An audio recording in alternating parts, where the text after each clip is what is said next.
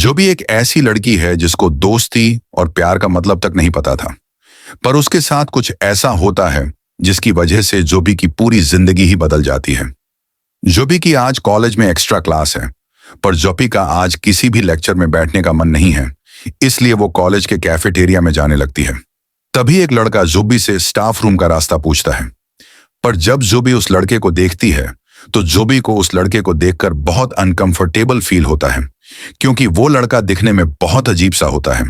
उस लड़के के बाल बिखरे हुए और लंबे होते हैं और उसकी दाढ़ी भी हद से ज्यादा बड़ी होती है। उस लड़के को देखकर ये नहीं लग रहा होता है कि वो एक कॉलेज स्टूडेंट है, और जोबी उसे इग्नोर करके आगे बढ़ जाती है और कैफेटेरिया से अपने लिए रेगुलर ड्रिंक लेती है।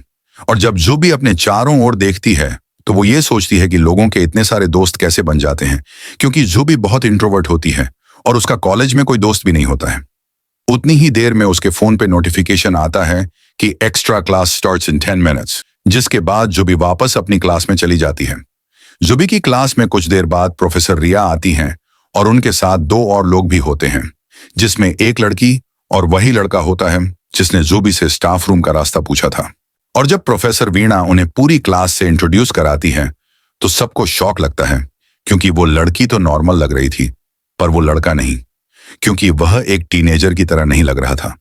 उसकी उम्र 30 साल से ऊपर की लग रही थी, क्योंकि उसकी दाढ़ी हद से ज्यादा बड़ी हुई थी। उस लड़के को देखकर जोबी को याद आता है कि ये वही लड़का है, और जब पहली बार जोबी ने उन दोनों को देखा था तो उसे लगा था कि ये उसका बड़ा भाई है। जिसके बाद वे दोनों क्लास में बैठ जाते हैं। फिर जब जोबी का ध्यान प्रोफेसर वीणा से हटकर उनकी ओर जाता है तो वह लड़का सिर्फ उसे ही देख रहा होता है, जिससे जोबी दोबारा अनकंफर्टेबल हो जाती है। और थोड़ी देर बाद वह क्लास भी खत्म हो जाती है और जोबी अपने घर आ जाती है। जब जोबी रेस्ट कर रही होती है तभी उसके फोन पर एक नोटिफिकेशन आता है, सबा और कादिर जॉइंड इन ग्रुप। और उस नोटिफिकेशन को देखकर जोबी को फिर उसी लड़के की याद आती है और वह सोचती है कि ऐसे लोग मेरे ही नसीब में क्यों होते हैं। इसके बाद जोबी का मूड खराब हो जाता है और अपना मूड ठीक करने के लिए वह वॉक पर जाती है। और जब जोबी वॉक से वापस अपने घर जा रही होती है तो वह देखती है कि पुलिस की गाड़ी उसके घर वाली गली में जा रही होती है। और जब जोबी अपने घर के पास पहुंचती है तो वह देखती है कि पुलिस किसी से बात कर रही होती है।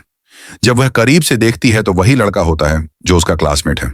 जिसके बाद वह वहां के कुछ लोगों से पूछती है कि क्या हुआ है, तो लोग बताते हैं कि किसी चोर ने एक बड़े बिजनेसमैन एक एंड कंपनी का पैसा चुराया है। यह सुनकर जोबी को उससे नफरत सी हो जाती है और मन में सोचती है, अच्छा हुआ इसके साथ। यह सोचकर जोबी आगे बढ़ जाती है।